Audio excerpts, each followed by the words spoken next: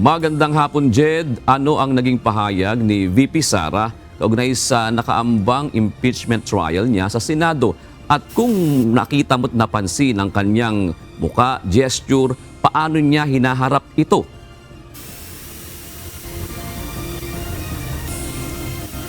Magandang hapon, June. Maikli ngunit naging makahulugan yung naging pahayag ni Vice President Sara Duterte kaugnay nga rito sa nakaandang impeachment trial sa kanya sa Senado. Sanging sinabi niya ay God save the Philippines. Bukod dito, nagpaabot din siya ng taus-pusong pasasalamat sa mga kababayan nating patuloy na nagdarasal, nagtitiwala, sumusuporta at nananatiling nagmamahal sa kanya.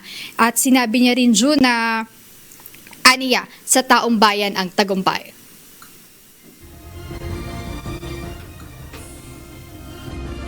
Wala sa isipan ni Vice President Sara Duterte ang pagbibitiw sa pwesto sa kabila ng nakaambang impeachment trial laban sa kanya sa Senado. Wala pa tayo doon, ma'am, na masyado pang malayo yung mga ganyan na mga bagay. Nandun pa lang tayo sa pagbabasa ng. Actually, ma'am, wala pa tayo doon dahil yung mga abogado lang yung nagtatrabaho. Hindi ko talaga alam kung anong ginagawa nila. But I have a meeting with them. Ayon sa pangalawang Pangulo, nakapokus ngayon ang kanyang kampo sa paghahanda para rito. Sa katunayan, aniya ay magkakaroon ng pagpupulong ngayong araw kasama ang kanyang legal team upang malaman ang detalye kaugnay ng articles of impeachment na inihain sa Senado. Hindi nagbanggit si VP Duterte ng mga pangalan kung sino-sino ang mga abogadong dedepensa para sa kanya. Wala rin aniya silang hinaharap na problema sa preparasyon para sa impeachment maliban na lang sa overwhelming na bilang ng lawyers na nag-signify aniya ng kanilang suporta. Sinabi rin ng Vice Presidente na welcome ang kanyang ama na si dating Pangulong Rodrigo Duterte na maging bahagi ng kanyang legal team o magbigay ng advice. Hindi lamang aniya niya gusto na si dating Pangulong Duterte ang manguna o mag-lead dito.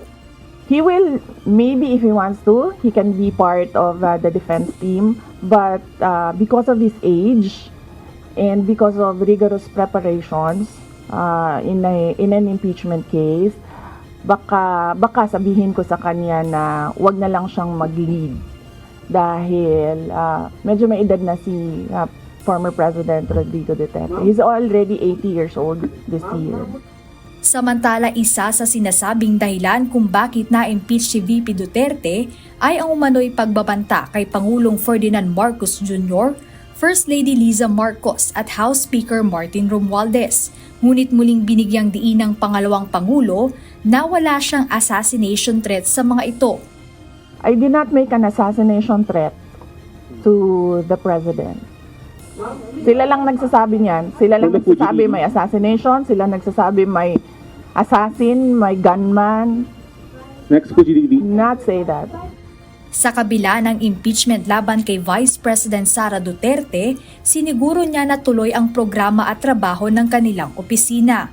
Kakatapos lang po ng planning conference ng Office of the Vice President. So we did it last Tuesday, Wednesday, and Thursday para po sa 2025 and 2026. Nag-announce na kami na wala kaming burial and medical assistance dahil tinanggal yung line na yon sa budget. So hindi ka na pwede maglagay ng budget doon. Tutuloy siya.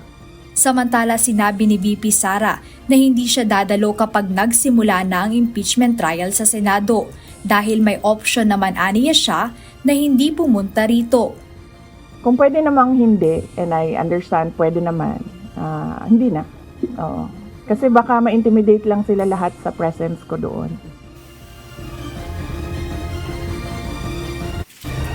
June, masayang sumagot kanina si Vice President Sara Duterte doon nga sa mga katanungan ng media kaugnay dito sa nakaambang impeachment trial sa kanya sa Senado. Minanggit niya rin kanina na November 2023 pa lang ay may mga abogado na siyang nag-aaral kaugnay dito sa impeachment at ngayon na nasa Senado na yung articles of impeachment ay puspusan na yung ginagawang paghahanda ng kaniyang legal team kaugnay rito. Hindi naman niya eksaktong binanggit kung siya ay confident pagdating doon sa numbers o sa boto na maaari niyang makuha sa Senado kung sakaling magsimula na itong impeachment trial dahil aniya mas nakapokus sila pagdating doon sa preparasyon o kung ano yung mga detalye nakapaloob doon sa articles of impeachment. June.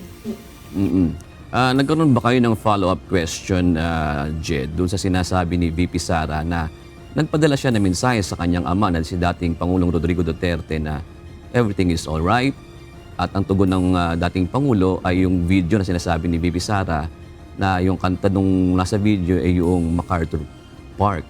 Nag-follow up ba kayo ng question kung ano ibig sabihin nito? June, wala naging follow-up doon sa kantang sinend ni dating Pangulong Rodrigo Duterte doon sa mensahe ni VP Sara na everything na magiging okay yung lahat. Pero June, binanggit ni VP Sara na welcome naman itong si dating Pangulong Rodrigo Duterte kung nais niyang maging parte noong legal team ni VP Sara pagdating dito sa impeachment trial sa Senado. June. Kasi kayong mga Gen X ka na ba, Jed? Kasi kami mga Gen Z, kasi kami mga Gen X, mga pinanganak ng mga 80s.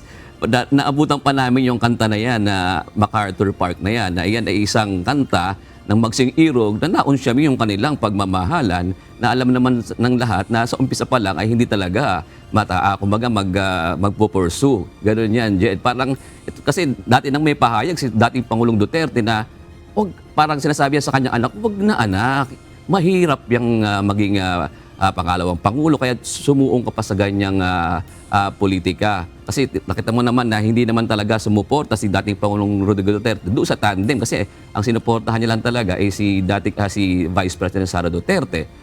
Jed.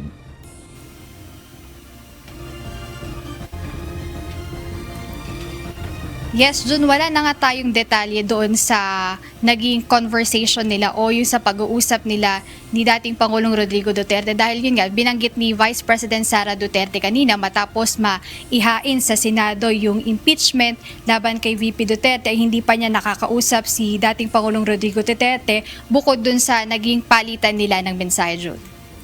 Alright, maraming salamat. Jed Neresina, nagulat na live mula sa Mandaluyong City.